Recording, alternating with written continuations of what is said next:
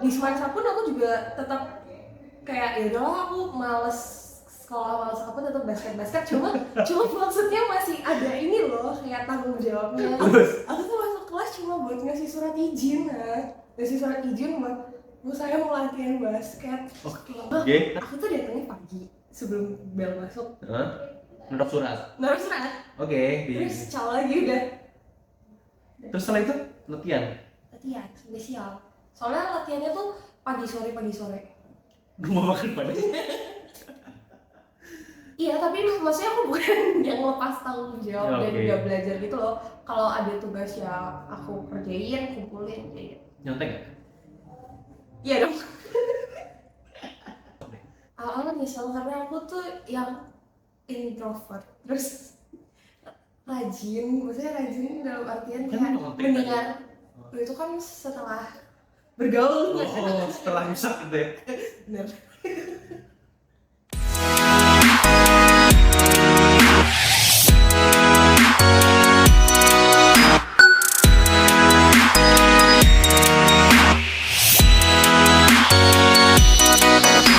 Oke, kembali lagi di konten namanya juga mahasiswa, dan sekarang sedikit berbeda karena biasanya kan aku ngundang teman-teman yang seangkatanku dan biasanya yang sekelas juga. Nah, sekarang saya mendapat informan. Kamu di jalan ya? Kamu di jalan? Iya, di jalanan Purwokerto. Nah, aku akhirnya ketemu mahasiswa ilmu komunikasi juga dari Universitas Atmajaya Yogyakarta. Tapi semesternya beda nih, dan dia lebih senior dari aku. Nah, saya akan memperkenalkan namanya Kak Wulan. Aduh lupa. Kak Wulan Setiawati Hermawan. Oke? Nah, pertanyaanku yang pertama dan menurutku cukup aneh. Untuk orang yang keturunan Chinese, itu namanya terlalu lokal. Iya benar. Bisa dijelasin nggak? Kenapa sangat lokal dan kenapa line up-nya itu Wulan Setiawati Hermawan? Oke, nggak tahu sih, tapi sedapat yang aku cerita tuh karena papaku nggak suka dengan nama-nama yang aneh, misalnya Catherine atau Anastasia nggak aneh? ya maksudnya nama-nama yang kayak agak kebule-bule atau kan Chinese misalnya. Ling Itu nama Mandarin gitu. Oke. Yang gitu. Nah, dia lebih suka kayak nama-nama Jawa gitu, aku juga nggak ngerti. Kalau Wulan sendiri, ya Bulan dalam bahasa Jawa. Iya, yang menyinari ketika gelap gitu kan. Oke. Nah, terus Setiawati itu sebenarnya nama mamaku Wati. Panggilan nama mamaku. Setia ya udah setia. Mungkin bukti kesetiaan papa untuk mama kelibat situ sih. Dan Hermawan itu nama keluargaku. Oke. Terus Kak Wulan selama hidup mungkin masih kecil gitu ya, itu minderkah dengan nama itu atau tetap bangga atau biasa aja mah? Bangga? Ya menurutku buat apa harus minder? Apa yang diminderin? Karena aku nggak terlalu memikirkan yang kayak tadi nama aku kok Jawa banget atau nama aku kok pasaran banget, itu kan lumayan banyak yang namanya Wulan gitu kan. Kayak biasa aja sih. Tapi nama Wati di 2023 tuh kayak di blacklist gitu, udah nggak ada lagi. Mama aku nggak sih? Itu nama aku sih, by the way. Iya sih. Gak apa. Tapi kalau sepengalamanku masuk Atma ini, nama pasaran malah nama-nama yang ya bertemakan luar negeri atau Chinese sih. Giovanni itu temanku banyak banget. Nama Evelyn, itu baru aku denger nama Evelyn masuk kuping itu kuliah. Karena di kampung nggak mungkin ada yang namanya Evelyn. Dan ketika masuk kuliah yang nama Evelyn banyak banget. Giovanni, Evelyn, Jessica, Michelle, Jessica, di kampung ada. Kayak sekampung itu ya. Iya. Dan Nathan juga termasuk nama yang jarang di kampung. Tapi masuk sini juga nama Nathan 5 ya nggak? Masa sih? Aku udah sih belum temen. Oke, di Purwokerto. Nah, ngomong-ngomong Purwokerto, Kak Wulan asalnya dari Purwokerto dan SMA-nya di Semansa Semansa. Itu adalah singkatan dari SMA Negeri 1 tuh. Oke, SMA di Purwokerto itu ibaratnya cukup favorit kah pada saat itu? Dan Iya. mungkin sampai sekarang? Salah satu, sebenarnya Semansa tuh salah satu SMA negeri favorit di Purwokerto. Banyak banget yang mau masuk sana, nggak cuma orang-orang Purwokerto, orang-orang Karisidenan lain ya, Purbalingga, Cilacap, Betul. Banjar gitu pada mau masuk situ sih. Cuma kalau buat sekarang kayaknya udah mulai bisa meratakan karena ada zonasi itu kan. Oke. Dan kalau aku kan juga angkatan zonasi ya. Aku dapat SMA yang dekat rumah karena nggak terlalu pintar. Ada di Cilacap itu namanya SMA Negeri Cilacap ya. Aduh itu ngomong Cilacapnya ngapak banget tadi sih. Dan SMA itu ya SMA terbaik di Cilacap. Teman-temanku yang dari desa bisa masuk ke SMA Negeri 1 Cilacap itu aja udah keren banget gitu loh. Nah ada beberapa temenku yang bisa tembus ke SMA Negeri 1 Purwokerto. Itu lebih gila lagi. Pintar banget sih ini. Iya, betul. Pasti ada tambah-tambahan kayak prestasi atau lomba. Iya, karena kalau menggunakan cuma kalau nggak salah kalau prestasi itu paling nggak ada 1 piagam kalau tahunku. Dan pengalaman Kak Bulan ketika masuk SMA Negeri 1 Purwokerto itu gimana rasanya? Sebenarnya saya nggak mau masuk situ. Oke, gimana ceritanya itu? Sebenarnya waktu mau masuk SMA itu aku dapet tawaran beasiswa di luar kota. Berarti karena Kak Bulan pinter kan lu? Kan basket. Oke. Karena basket dapet tawaran beasiswa di salah satu sekolah di Cirebon. Nah, cuma kan saya anak pertama, anak perempuan. Nggak boleh pergi. Nggak boleh. Oke. Terus kayak akhirnya ngomong sama mama sama papa, yaudah coba dulu masuk Semansa, kalau nggak masuk Semansa ambillah tuh sana ke Cirebon. Terus akhirnya terima. Daftar Semansa, nggak jadi deh. Tapi kalau boleh milih ya sekarang ya, mending ke Cirebon apa ke Semansa? Setelah aku pikir lebih tetap milih ke Semansa. Oke. Karena kalau di Cirebon aku yakin aku hidupku cuma buat basket doang. Oke, malah fokus ke non akademiknya yaitu basket. Iya. Di Semansa pun aku juga tetap kayak ya udahlah aku males sekolah males apa tetap basket cuma maksudnya masih ada ini loh kayak tanggung jawabnya akademiknya. Iya, oke. Tapi basketnya juga tetap bisa dijalankan di Semansa. Iya. Kak Wulan ya. Kalau aku tanya ke teman-teman Kak Wulan saat tadi. Dulu Kak Wulan SMA-nya kayak gimana sih? Kira-kira mereka akan jawab apa? Nggak pernah masuk kelas. aku masuk kelas cuma buat ngasih surat izin kan. Ngasih surat izin buat saya mau latihan basket. Karena basket Semansa bagus kan?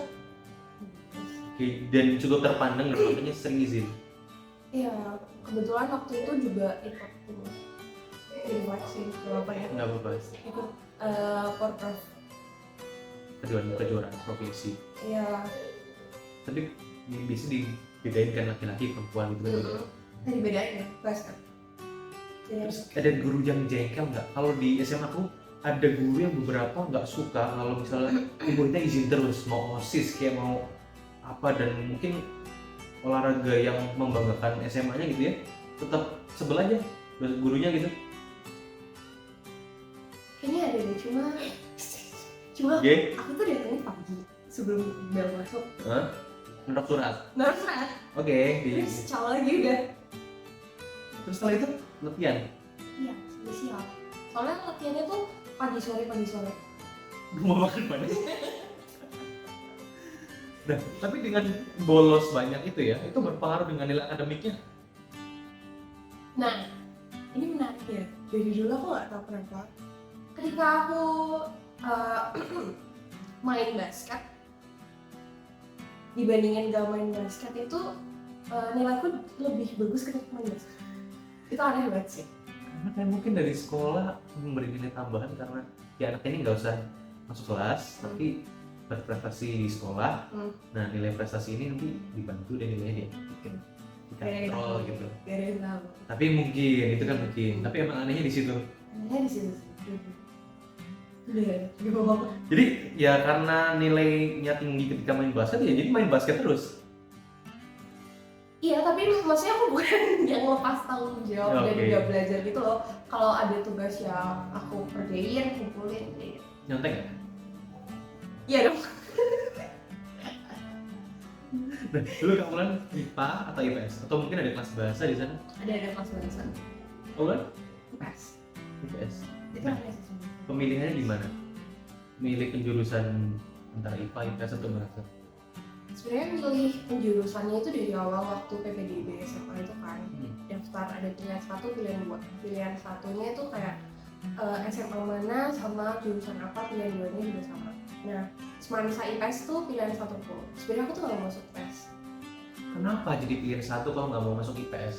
karena gini, aku tuh bukan orang yang cerewet dulu. Ngomong nanti ya? Ya, terus habis itu bukan orang yang gampang adaptasi dan lain-lain. Dekat sama orang tuh susah sebenarnya. Nah, terus kan aku daftar semansa itu masuk ke sekolah negeri pertamaku kan. Iya. Nah, terus teman-temanku yang dari satu SMP itu pada daftar IPS. Oke, jadi terbawa arus ikut. Iya. Iya. Di SMP-nya Kak Wulan itu kayak SMP swasta yang cukup terkenal pintar dan cukup ekonomi tinggi gitu di Kota Purwokerto. Tapi kenapa orang-orang pintar itu malah masuk ke IPS? Bukan IPA yang notabene adalah anak-anak pintar. Nggak tahu sih, kalau itu lebih ke arah peminatannya dari awal nggak sih? Kayak biasanya pandangan orang mau masuk IPA tuh ya udah jadi dokter, jadi arsitek, masuk teknik gitu kan. Kalau gue nggak mau jadi dokter ya udah ngapain masuk IPA? Iya, kayak oke. gitu.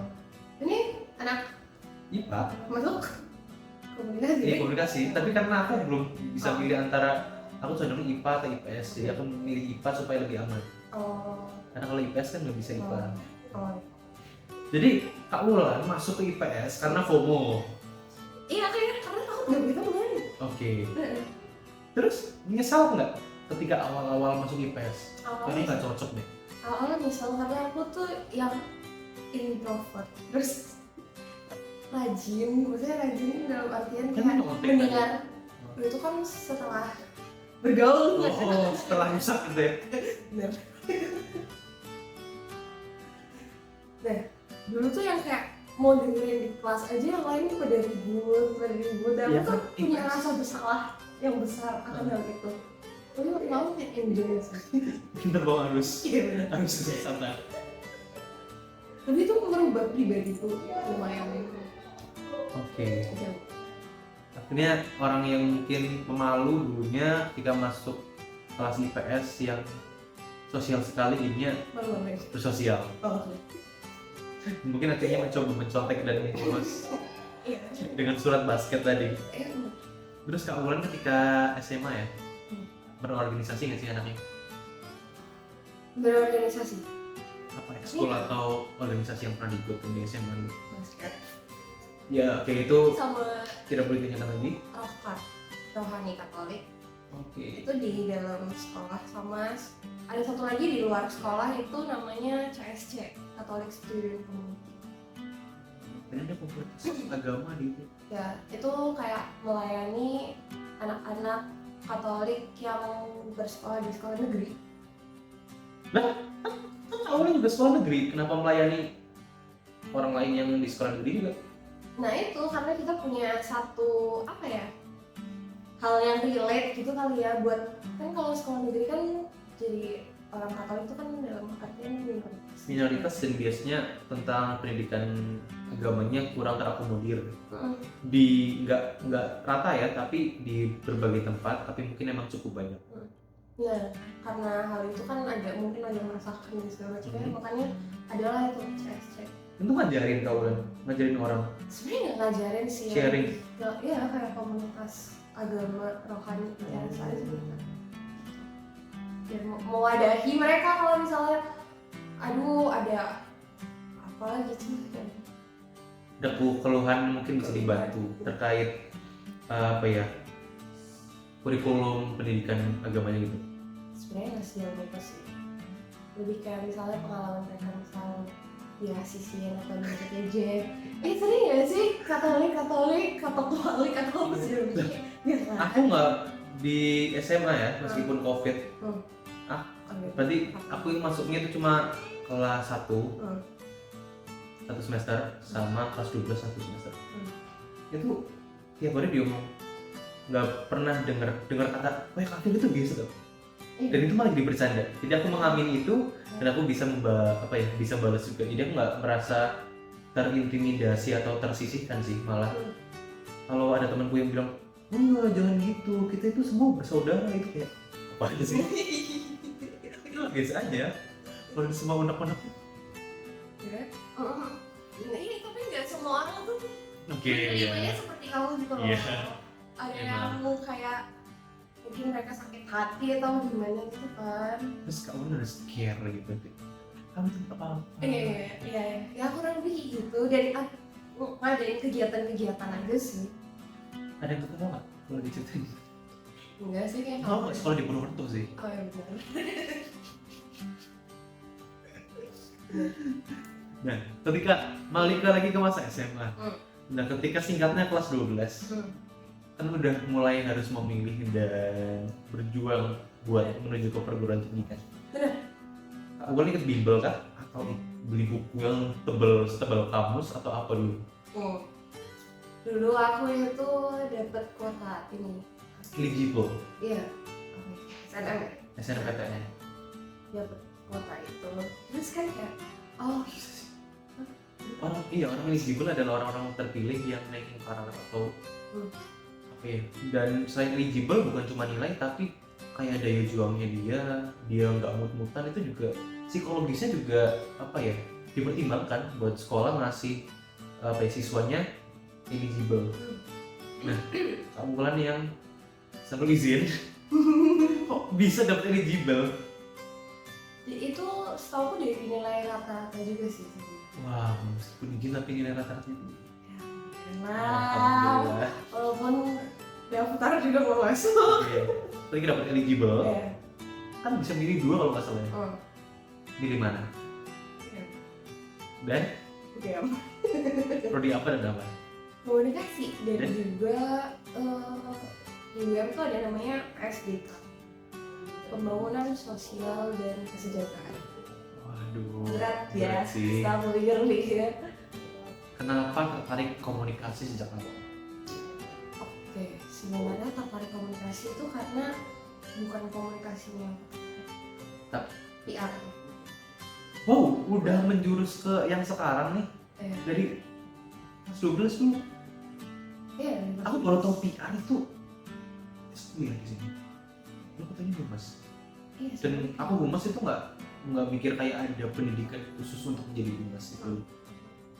Tahu PR itu dari mana anak SMA kelas 12? Sebenarnya dari organisasi sih, dari pengalaman ikut organisasi, ikut kepanitiaan, itu aku banyak masuk ke divisi humas. Wow. Jadi kan kita mau orang baru kan, terus misalnya butuh ke suatu tempat atau nge-reach out suatu perusahaan, surat menyurat, ngelobi company yang mau jadi sponsor, kayak gitu. Nah, aku menikmati itu gitu, aku seneng. Oke. Terus kayak mau melanjutin ini aja gitu. Oke. Terus kenapa UGM selalu menjadi primadona? Karena pertama saya nggak boleh kalau di luar Jogja Pak. Semarang itu nggak boleh? Nggak boleh. Kenapa? Kalau ke Jogja Purwokerto daerah umum. Itu ada unsur. Unsur banyak lulus swastanya. UMP. Negerinya ada unsur, swastanya ada UMP, ada Unwiku, Universitas Wijaya Telkom juga. Stikom. Iya, Stikom juga ada. Lu cukup banyak loh universitas di Purwokerto. Kenapa? Gak mau di Purwokerto. Ya oke, karena pengen coba suasana baru, itu alibi setiap mahasiswa yang ada di Atma mungkin. Bosan. Iya. Terus kenapa Jogja harus di Jogja kalau nggak di Purwokerto? Kenapa harus di Jogja? Karena udah familiar sama Jogja dan ada keluarga yang di Jogja. Tahun di Jogja. Mungkin ada keluarga.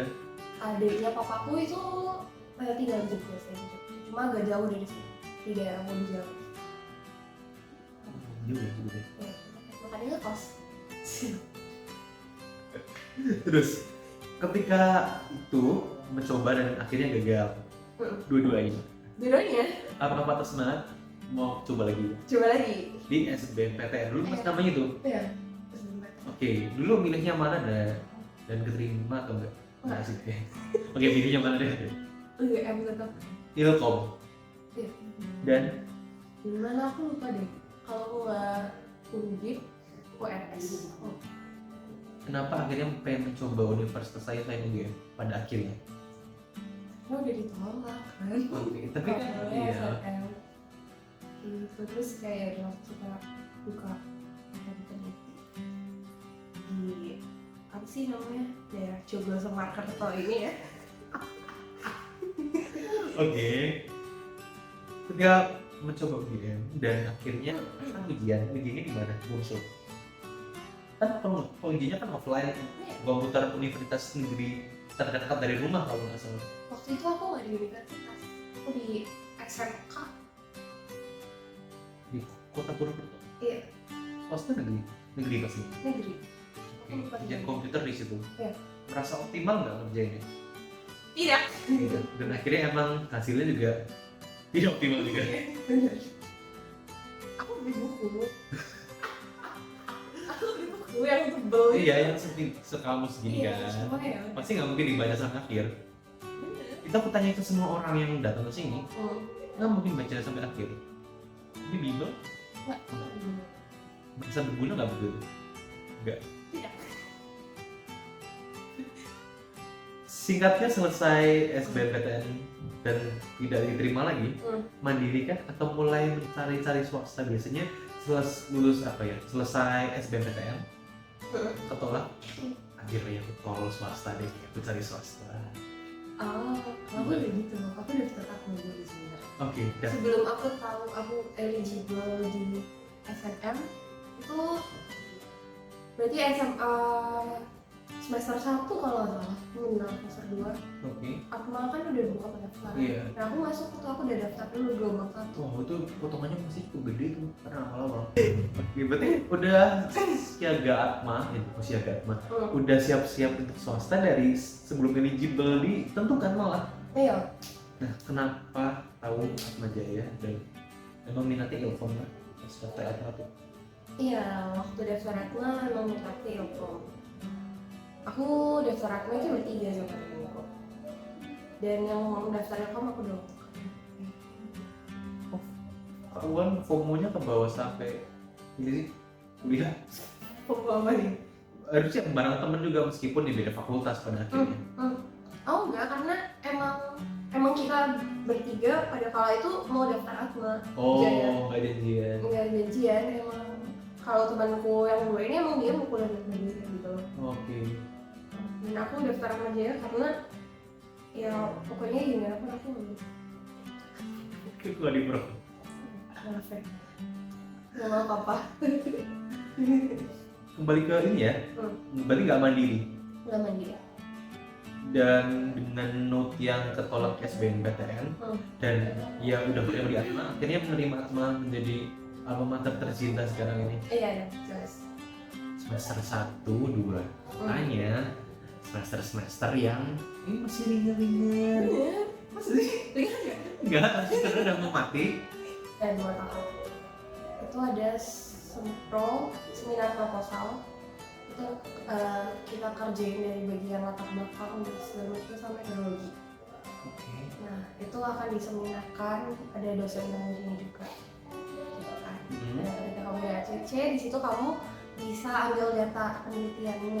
Oke, berarti setelah itu kita harus mempresentasikan di depan para dosen ya, bukan dosen ya. Para dosen, berarti jamak. Iya. Bener. Dosen penguji 2 sama dosen pembimbing 1. Dosen pembimbing itu yang membela kita dan membantu atau apa dia juga mencerca gitu? Dia mendampingi. Mendampingi, berarti di kubu kita. Yes, betul. Kalau 2 dosen penguji itu villainnya gitu. Iya. Dari Matius 6 ayat 34. Sebab itu, janganlah kamu khawatir akan hari besok, karena hari besok mempunyai kesusahannya sendiri. Kesusahan sehari cukup untuk sehari. Intinya apa? Hidup itu selalu susah.